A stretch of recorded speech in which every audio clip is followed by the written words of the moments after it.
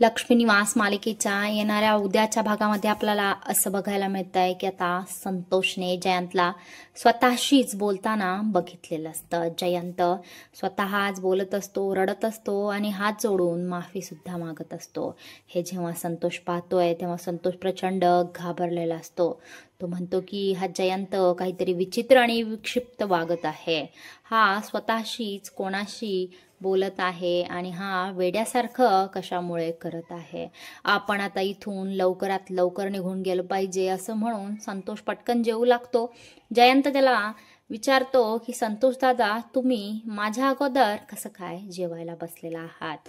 आणि आता मात्र संतोषची बोलती पूर्ण बंद झालेली असते, कारण की जयंतची ही अशी काळी कारस्थानं पाहून संतोष आता पुरता हैराण झालेला असतो.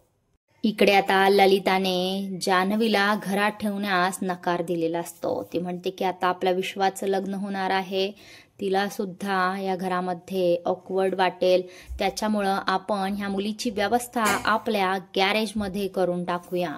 इकडे आता आरतीला व्यंकीची प्रचंड काळजी वाटू लागलेली असते.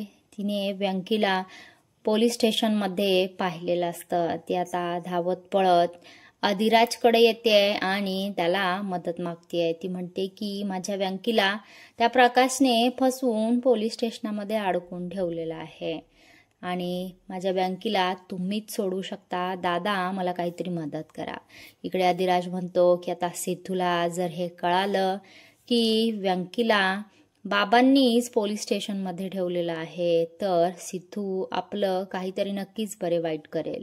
त्याच्यामुळे सिद्धूने जर पोलीस स्टेशनमध्ये जावं असं नसेल तर आपल्याला या व्यंकीला सोडवावंच लागेल.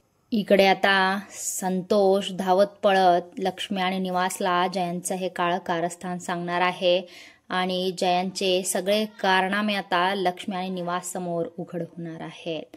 त्यानंतर आता सिद्धू व्यंकीला वाचवण्यामध्ये यशस्वी होईल का आणि विश्वा आणि जान्हवीची भेट होईल का, हे पाहणं खूप रंजक ठरेल.